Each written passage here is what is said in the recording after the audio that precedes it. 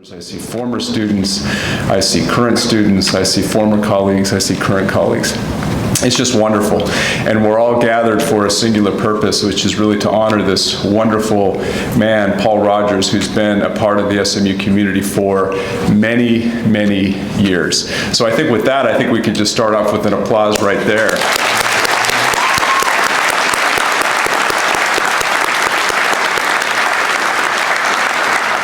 So thrilled that you're here tonight. I'm going to give a brief introduction. It's kind of brief. It'll be 2 to 3 minutes. But after that, I'm going to turn the time over to Professor and former Dean Paul Rogers. Paul received his BA and JD from the University of Texas at Austin, and after earning his law degree in 1973, he began his legal career in private practice in Stroudsburg, Pennsylvania, until 1976 when he was awarded the Cruel Witch Fellowship for graduate study from Columbia Law School, where he earned his LLM in 1977. And then from 1977 to 1981, he served as assistant and associate professor of law at Loyola University in Chicago. In the 1980 to 1981 academic year, he visited SMU Law School as an associate professor of law before permanently joining our faculty in 1981 as associate professor of law. In 1984, he was promoted to professor of law, and he was also awarded the Marilyn Jean Johnson Distinguished Faculty Fellow, and he's had that since 1917. After 2017, he doesn't go back that far. You know, you get caught up in the 1900s, sometimes it's difficult to advance to the current century. So 2017. I didn't mean to date you there, Paul. Before becoming Dean of SMU School of Law in 1988, he served as the Associate Dean for Academic Affairs for 4 years.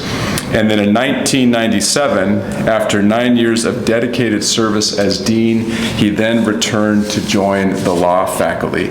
He has taught courses, as many of you know, in contracts, antitrust law, business torts, and the sale of goods transactions. He has held the chair of numerous committees, too many to count. He is well-liked and respected by his peers and is known by his students for his wonderful sense of humor, and I can attest to that as I have read many of his course evaluations, and that consistently comes up. He is the author of numerous articles in the areas of antitrust law, contracts, commercial law, regulated industries, and legal history, and has co-authored an antitrust casebook entitled Antitrust Law, Policy and Practice, which is now in its 5th edition. He has spoken widely at academic and legal conferences in the United States and abroad. He has been the counsel at the Locklear Law Firm in Dallas since 1996 and is also an elected member of the American Law Institute, the American Bar Foundation, and the Texas Bar Foundation, and is a charter member of the Dallas Bar Foundation. As you know, he is also an avid baseball historian, and he has authored 6 books and countless articles on baseball history. Since 1990, he's served as the president of the Ernie Banks Bobby Bragan DFW chapter of the Society of American Baseball Research. And he has also served as SMU's faculty athletic representative since 1987, helping represent the university before the NCAA and the American Athletic Conference. And so if you have any complaints about the current state of college sports, you can talk to Professor Paul Rogers. Actually, things are going quite well. He currently serves on the NCAA's Football Oversight Committee and is the former president of the Southwest Conference and a former member of the Cotton Bowl Board of Directors, and also the NCAA's Amateurism Cabinet.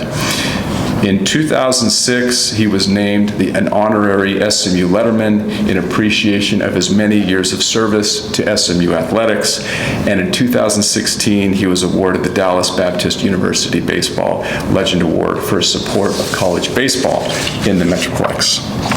He was also awarded the Thomas M. Tunks Distinguished University Service Award in 2016, and in 2017, he received the M Award, the highest recognition bestowed upon students, faculty, staff, and administrators on the SMU campus.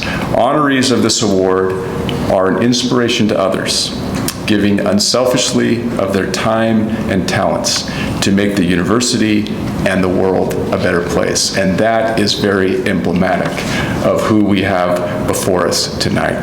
So we have been so fortunate to have Paul among the ranks of our faculty for many years. And just on a personal note, as I've been here for almost 3 years, he has also been a trusted advisor, a wonderful colleague, and a very good friend. And so if you could join me in welcoming Professor Rogers to the podium, we'd love to hear from him.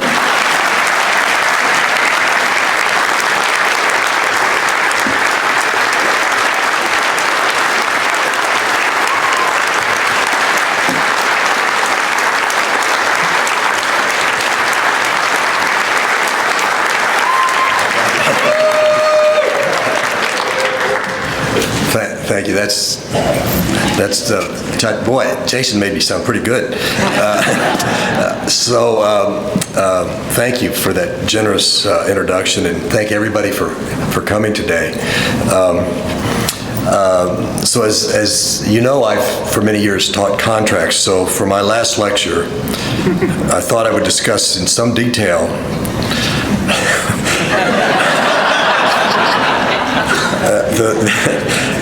the legal difference between the absence of consideration and the failure of consideration. Of course, I'm just kidding. I wish I had been able to keep a straight face. There's going to be very little, if any, law in my talk today. In fact, some might say it's sort of like Seinfeld. It's a lecture about nothing, or about very little. But I really would like to thank you all for coming. I know several of you have come from out of town, and I can't tell you how touched I am by the turnout and by those of you who've traveled and made such an effort to be here. I'd like to start by just a big thank you for the people behind the scenes who provided all the logistics for this. We'll eliminate the sound people from that, but Ashley Ellis, Rebecca Bell, Lynn Dempsey, Nikki Dost, and John Churchill, thank you very much. I'd like to generally applaud the administrative staff of the law school. They don't get much credit. They don't get a lot of pats on the back. One of the early things I learned as dean is that they're the people that make the law school tick and the trains run on time. And I include all of the administrative staff, the library staff, and our IT staff. They're a really, really terrific group. I'd like to also acknowledge my family, many of whom also traveled from out of town. My brilliant wife, Julie, the other Professor Rogers, who is really sick of hearing this talk, or parts of it. My terrific daughters, Heather, Jillian, and Ruthie. Jillian is not feeling well and is not able to join us, but even after traveling up here from San Antonio, unfortunately. And my talented grandchildren, Bear, Bosley, and Jonathan, are here. My wonderful sister-in-law, Pam, and her motorcycle-loving husband, Renee. So thank you for all of you for being here. Many of my family members have attended a class over the years. One time or another. I remember my daughter Jillian, when she was about 10 years old, sitting in a class during one of her school holidays and actually raising her hand when I asked the class a question. And so I said rather irritably, "What, Jillian?" And she proceeded to answer the question pretty much correctly. So my memory of my youngest daughter, Ruthie, attending class as a 4 or 5-year-old is that she spent the entire time honing her coloring book skills, never once looking up until I fetched her at the end of class. Heather, my oldest daughter, attended SMU as an undergrad, and that was a real treat for me to have her on campus. Once when I was dean, I was racing out of a meeting in Perkins Administration Building to another meeting at the law school. I was vaguely aware of passing an attractive blonde student on my left when I heard an exasperated, "Dad!" I was so preoccupied that I didn't recognize my own daughter. So I hope to end this talk where I begin it by expressing how very grateful I am to have spent the great bulk of my career at the Dedman School of Law. I really consider myself very, very blessed and just plain lucky to have a job that I've truly loved. So when you have a job that you truly love, it's difficult to walk away from it. And so retiring has been a real process for me. But I knew this past fall that I made the right decision to retire when one of my first-year students, Miss Bond, was in my office and asked if that was a Rolodex on my desk.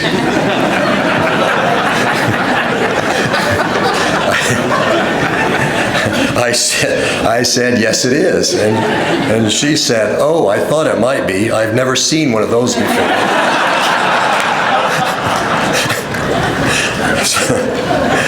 Another sure sign it's time to retire involves Yogi Berra, the legendary New York Yankees catcher who was a master of malapropism. We have a case in contracts that tangentially involves Yogi, a company that he invested in. And I used to always weave a couple of funny Yogi sayings in that class. And I noticed every year I got less and less laughter. And I finally figured out that nobody in the class knows who Yogi Berra was. So I have to admit that when I entered the academy, or wanted to enter the academy, that my initial attraction to be a law professor was not teaching, but was really the chance to produce meaningful scholarship. I really enjoyed writing, and I wanted to write seminal law review articles. At Columbia, where I got the LOM, I got to rub elbows with great scholars like Herb Wexler, who wrote Neutral Principles of Constitutional Law, and Bill Carey, who wrote The Race to the Bottom about corporate law governance. So I wanted to do that. I wanted to write that kind of piece, and I was very anxious and uncertain about the teaching part. So, well, I've written quite a few law review articles with the help of many great research assistants, but I don't think any of them would be considered seminal. But teaching has been a real joy. I began my teaching career, as Jason pointed out, at Loyola, and I was assigned to teach antitrust law in my first semester there. It turns out I had dropped antitrust in law school.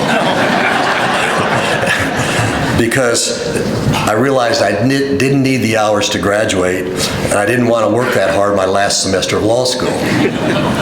When the professor announced a 4.5-hour final, that sealed my decision. So later I wrote my thesis in graduate law school about a narrow antitrust exemption, but I really didn't know much about, if anything, about substantive antitrust law. So in teaching that first class, I was literally 10 pages, if that, ahead of the class all semester. I'll never forget one of my teaching evaluations after that first semester at Loyola. It read, "Rogers has a way to go to become an effective teacher. But I'll say one thing, he sure knows his antitrust law."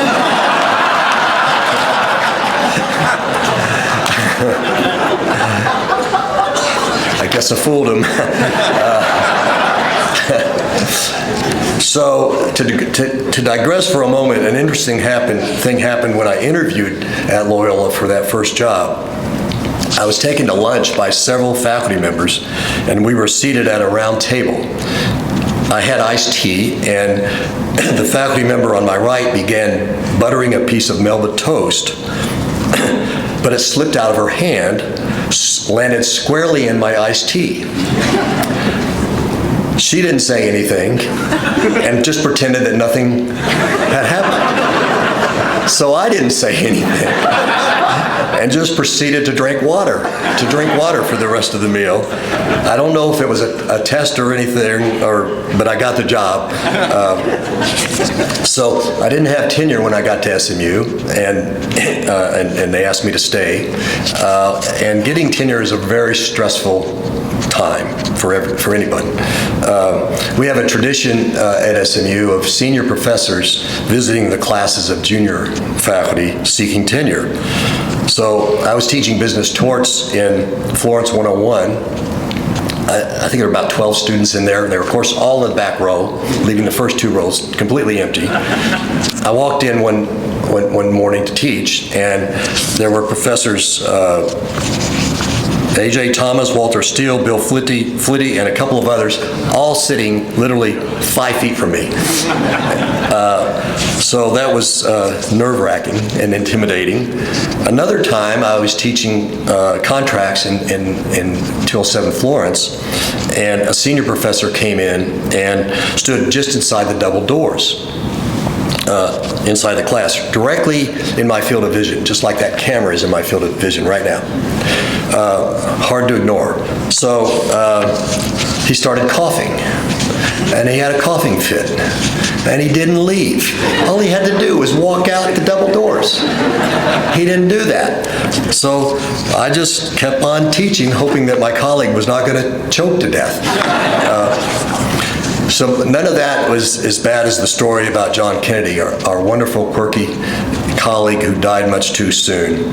He was once sitting in on a class of a junior colleague on the ground floor of Florence Hall. John had to leave the class early for some reason, so he simply climbed out the window.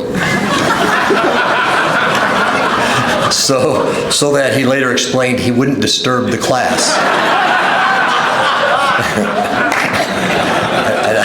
I don't think it had that desired effect. So my time at SMU has afforded me opportunities which have enriched my life away from the classroom. Serving as dean of this great institution was of course one that I'll talk about in a minute. As I was leaving the deanship, I had the good fortune to become of counsel to Locke Lord, as Jason mentioned, now Troutman Pepper Locke, where for about 25 years I kept a foot in the real legal world, working with superb lawyers, advising corporate clients about how to avoid antitrust issues, and as well as doing very light lifting in a variety of antitrust cases. I've also had the great privilege of serving as SMU's faculty athletic representative for the last 38 years. I don't have time to explain what that job entails, but suffice to say that through SMU's membership in 6 different athletic conferences, it's afforded me the chance to be heavily involved in intercollegiate athletics in a number of capacities.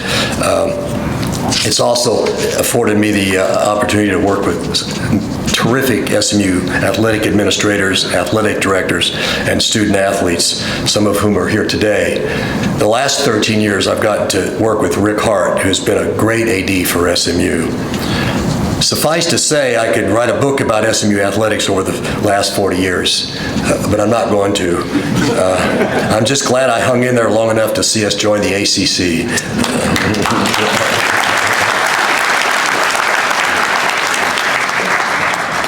So I realize this is a hugely self-indulgent talk, and I don't want it to be about what I may have accomplished during my time at SMU, but I do want to mention something that I take great pride in, and that is our attempts early on in my tenure here to change the demographic of the law school student body and faculty.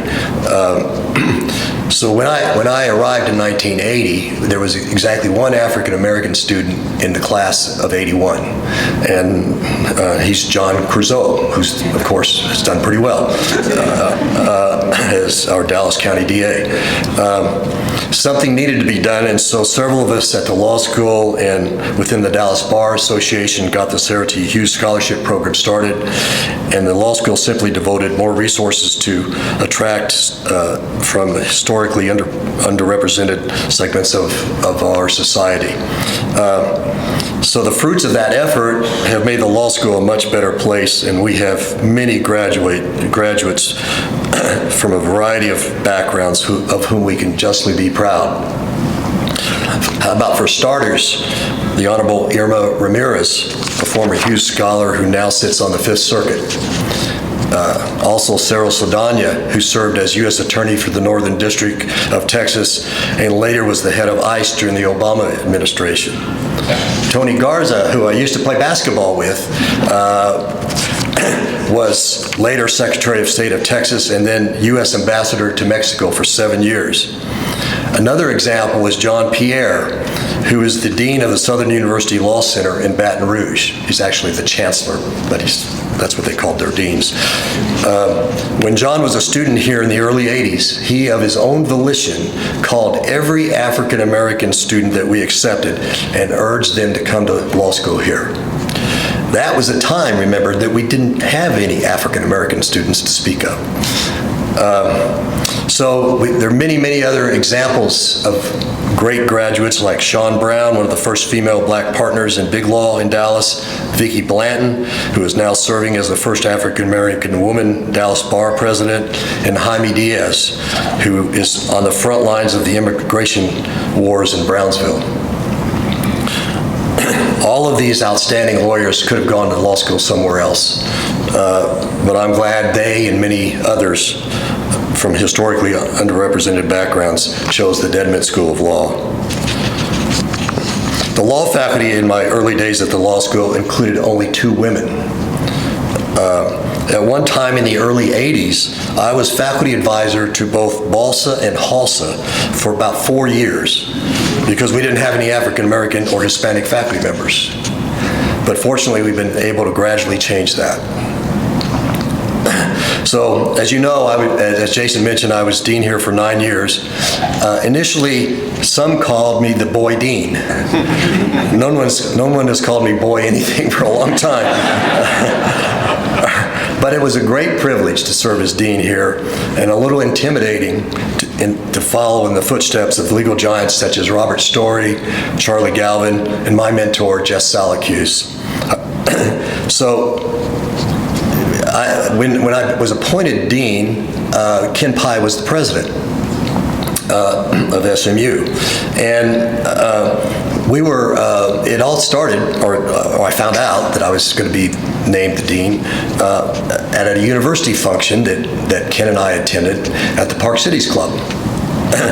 As the event ended and we headed to the parking garage, Ken pulled me aside to tell me that he was going to name me dean of the law school.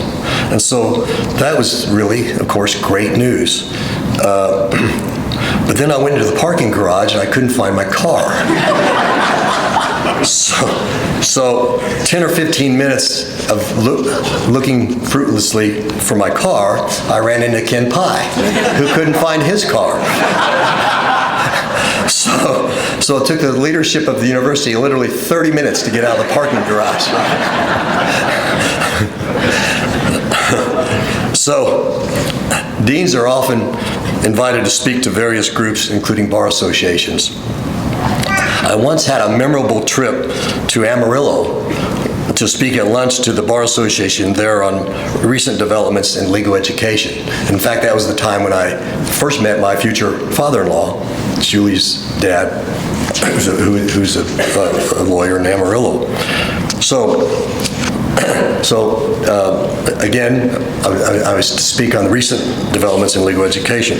I taught my 9 o'clock contracts class, raced to Love Field, and arrived at the Amarillo Club in downtown Amarillo shortly after noon. When I got there, I was surprised by the overflow crowd. They were literally setting up additional chairs in the hall. I thought, it's pretty amazing that Amarillo lawyers are so interested in legal education. Then I saw the program and my heart sank. They had promoted my talk as recent developments in legal ethics. All those lawyers were there to get their ethics credit. So, fortunately for me, I had written a paper in graduate law school on the pervasive method of teaching ethics in law school, and as it happened, I had actually posed an ethical question to my contracts class that morning, so I was able to pivot just a little bit on the fly. Another time I traveled to Beaumont where our alum Michael Troncalli, who's now a federal judge, had arranged a busy 2 days. I spoke to the Bar Association, spoke to the Lamar University Pre-Law Association, hosted an alumni reception. I was then president of the Southwest Conference due to my role as SMU's faculty athletic rep, and so I was interviewed by the local paper and was a guest on the local TV sportscast. Michael had also arranged for me to be the guest on the local sports talk radio call-in afternoon drive show. So it was an hour-long show on the radio, and no one called in.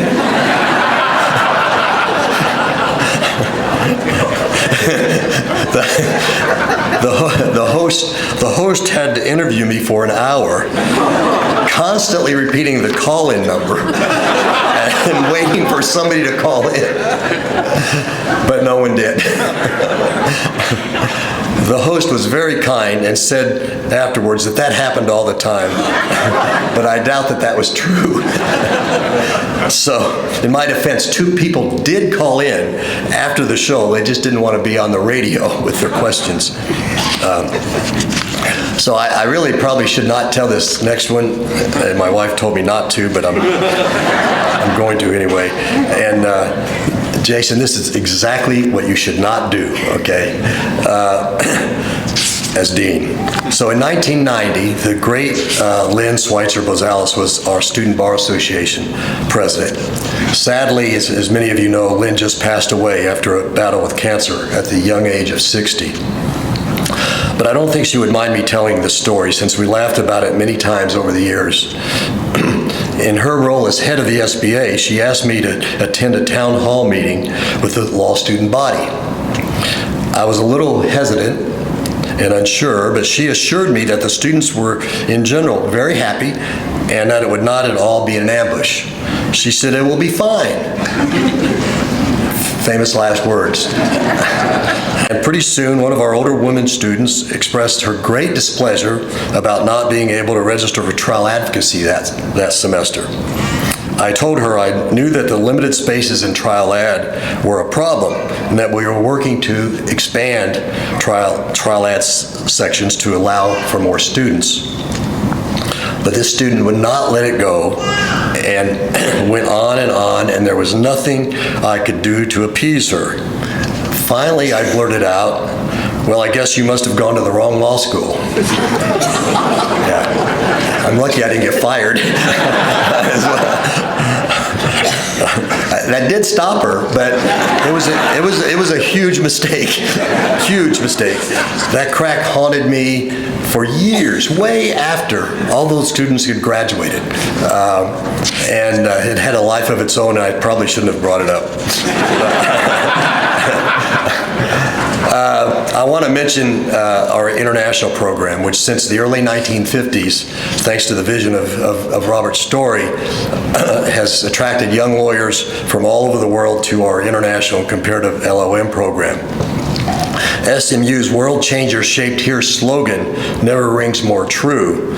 I've always admired our foreign students studying the common law in a system foreign, in a language foreign to them. So the reach of our law school worldwide, thanks to that program, is really remarkable. For a time when I was dean, 3 of the 15 Japanese Supreme Court justices were SMU Dedman Law graduates. And the court administrator was also an SMU law grad.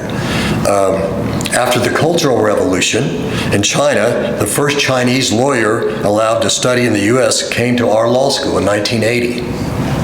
Her name is Shin Chao Ming. So because of that history and tradition, when Dean, I traveled to Asia 6 or 7 times. I literally lost count. South America twice, and Mexico, to recruit students, connect with alumni and with corporations and government agencies who sent us students.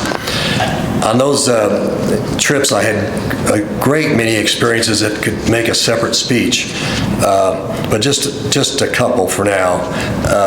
I was once in Tokyo with my colleagues, Christopher Hanna and Mark Steinberg, and we secured a meeting with Walter Mondale, then the U.S. ambassador to Japan. What I remember most about that meeting was that he told us he'd been in Japan for 2 years and managed to learn not one word of Japanese. Once we traveled with President Pai and a group to confer an honorary degree on the President of Taiwan, and we were on national television in Taiwan, and were feted to an official state dinner. On another trip to Tokyo, I received a gift for the law school of 1 million yen in cash from one of our older graduates, Judge Fuji. That is, or was, about $10,000. I was flying back to the U.S. the next day, and in the taxi on the way to the airport, I realized I had left the cash in an envelope in my hotel room. You can't make this stuff up. So that was before cell phones, not that that would have helped. I had no clue how to make a phone call in Japan, where nobody speaks English. So when I got to the airport, I did frantically figure it out and managed to reach the hotel, and they told me they would take care of it, and they did. They sent the cash by DHL and didn't even charge us for the shipping. So I dodged a bullet that time. I had another interesting experience with cash one December 31st. We had a donor who, for tax reasons, wanted to make a $150,000 gift to the law school by the end of the year. He said he would bring the entire amount to me by the end of the day. Of course, the university is closed during the holidays, but I said I would be in my office with the law school's director of development. Sure enough, our donor showed up in the late afternoon with checks from several accounts that he had cleaned out, plus a briefcase with $50,000 cash in it.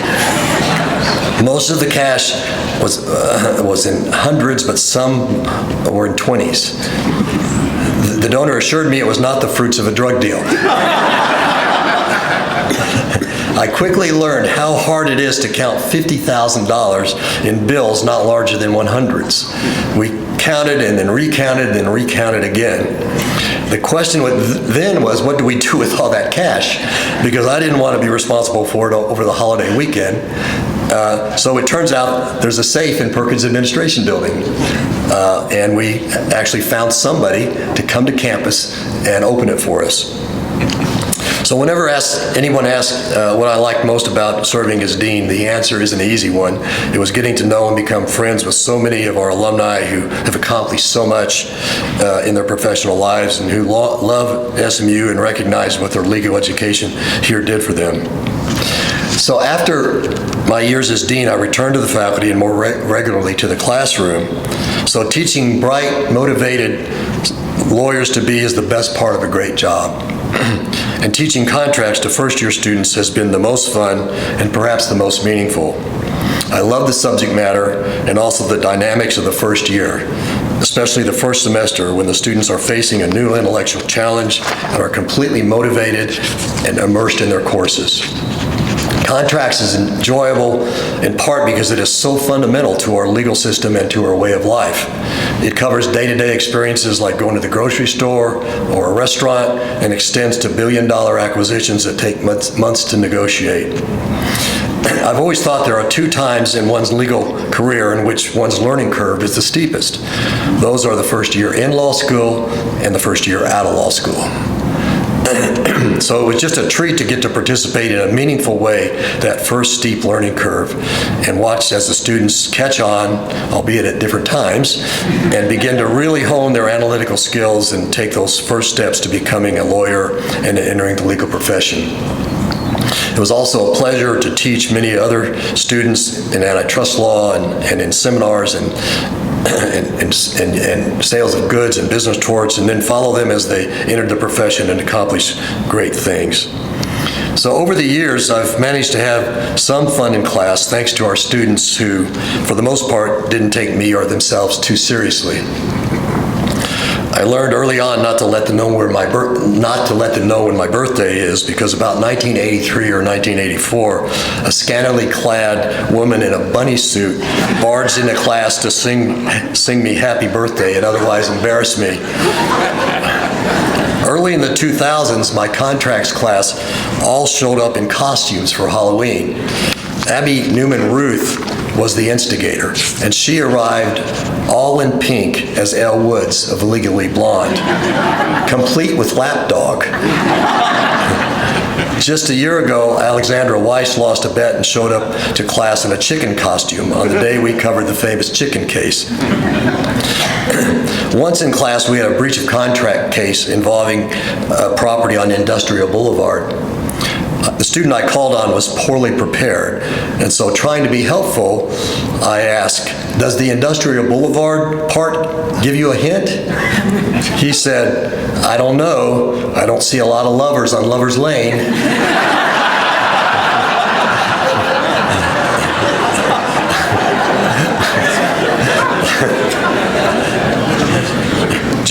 During my first year at SMU, I had 3 top students in my antitrust class who were close friends. They were all at the top of the class and editors of the Law Review. They all 3 went on to have really outstanding, cutting-edge legal careers. They sat together in the back row of Florence 106. And so one day I called on one of them. He hemmed and hawed and was clearly not well prepared, so I called on his buddy sitting next to him, who was also not prepared and hemmed and hawed some more. Finally, I called on the 3rd student and asked, "What do you think, Mo?"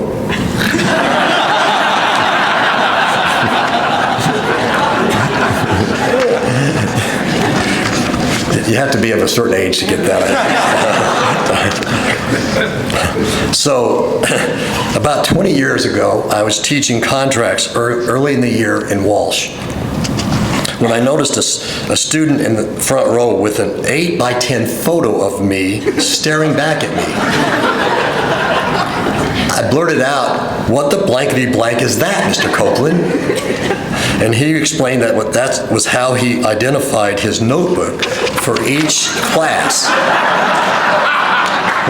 with a photo of the professor of the class on that cover.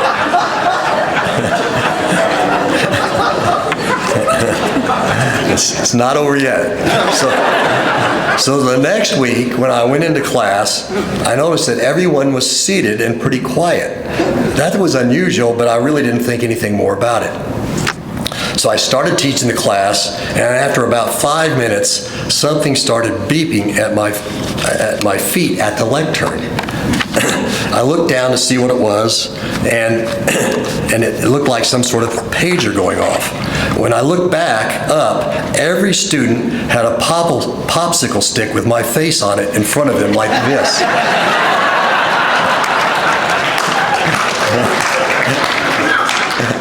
I saved this all these years. I knew I could use it sometime. So that was exceedingly funny, but I decided to retaliate, and I waited until April Fool's Day the next semester. Now, let me just preface this by saying I would not do this now, what I did then. So I would not do this now, Jason. But I actually got the SMU police chief to come into class and pretend to arrest Mr. Copeland.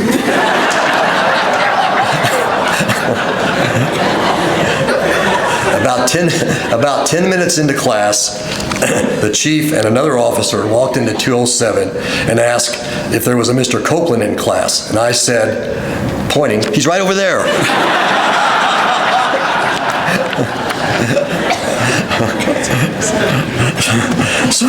So they walked him out of class, and of course quickly told him April Fools. Hey, Mr. Copeland later told me that when he saw the police come in, his first thought was, I wonder what poor slob is about to be arrested.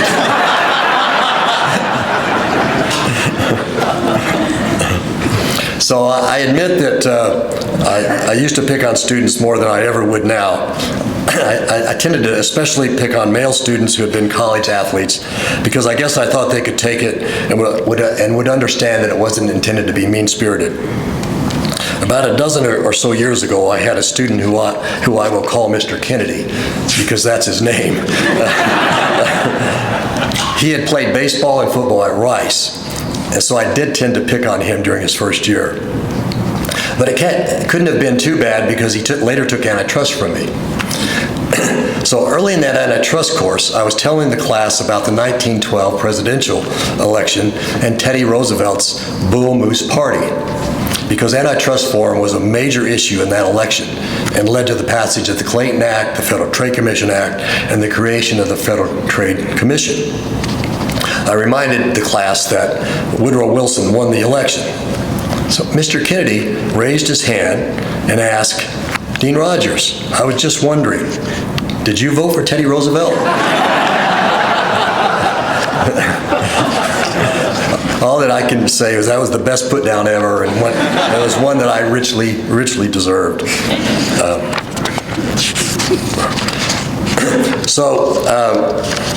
One other quick story. I was at a Stars game about 10 years ago or so when Julie and I were at a Stars game, and one of my students appeared on the Kiss Cam during the Stars game. And so my student was sitting next to an attractive woman and gave her a polite kiss. And of course, during the next day in class, I asked the student where he'd been and had he been studying contracts and given him a bad time. He admitted that he'd been at the Stars game. But I actually later learned that the joke was really on me because everybody in the class except me knew that the student was gay. So, never know. So a lesson that I've learned over and over, but which bears repeating, is what a profound responsibility we have as teachers and the impact we as teaching faculty can and often do have on our students. Just a small kindness or favor can have a lasting impact on our students. When I was dean and regularly meeting alums, they would always ask about faculty members who were important to them, and they often told me how a faculty member had positively impacted their professional lives. Of course, sometimes the impact can be negative. When I was dean in the 90s, I had lunch with a prominent alum who had graduated more than 40 years previously. He mentioned that he doubted if anyone who taught him was still teaching at the law school. I mentioned the name of a retired faculty member who was still teaching part-time for us, who had taught back then. The alum slammed his fist on the table and said, "Why, that SOB gave me a 67 in property and I've never forgiven him."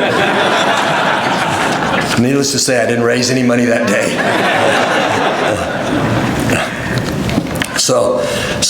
But the best, as I mentioned, the best part of the job is the students, and I've simply been blessed to be a law professor for a total of 48 years. I've taught students who have gone on to very high achievements in and out of the legal profession, including, just as examples, future state and federal judges, U.S. attorneys, DAs, public defenders, entrepreneurs, CEOs like Bob Dedman, general counsels, managing partners, public servants of all ilk, law professors, and even the clergy.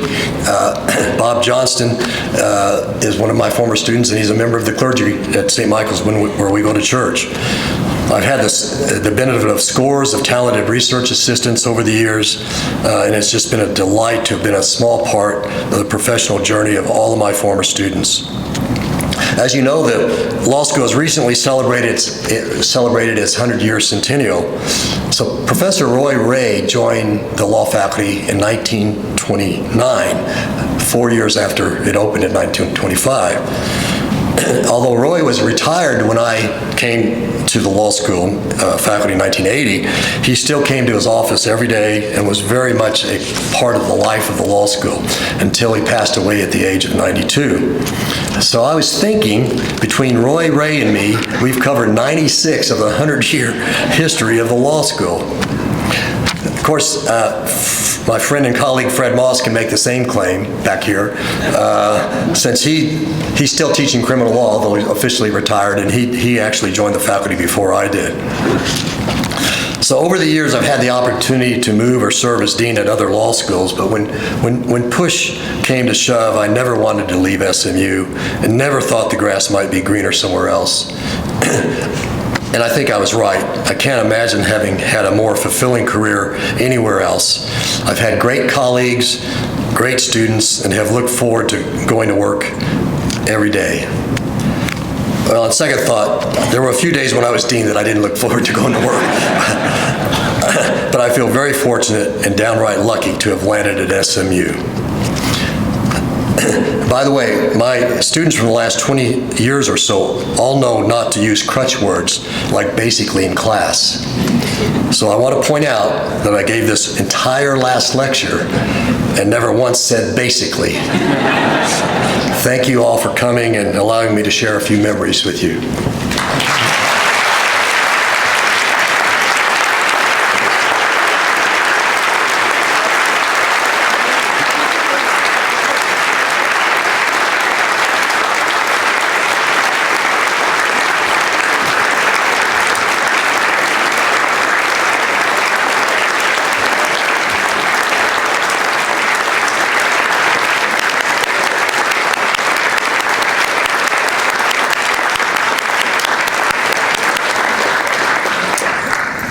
There were a lot of takeaways from that last lecture.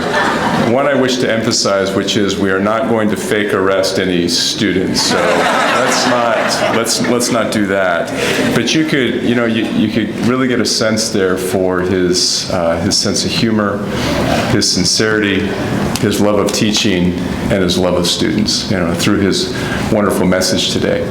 He mentioned at one point that, some of the students that he's had an influence over could have gone to other institutions, but they chose to come to SMU. Paul also could have gone to many institutions, but he chose to come to SMU. And because of that, he's really left this organization much better off than it was before. And we are very grateful, Paul, for all of the service that you've rendered for these many years. You mentioned just a couple of students whose lives you've touched, but that just scratches the surface.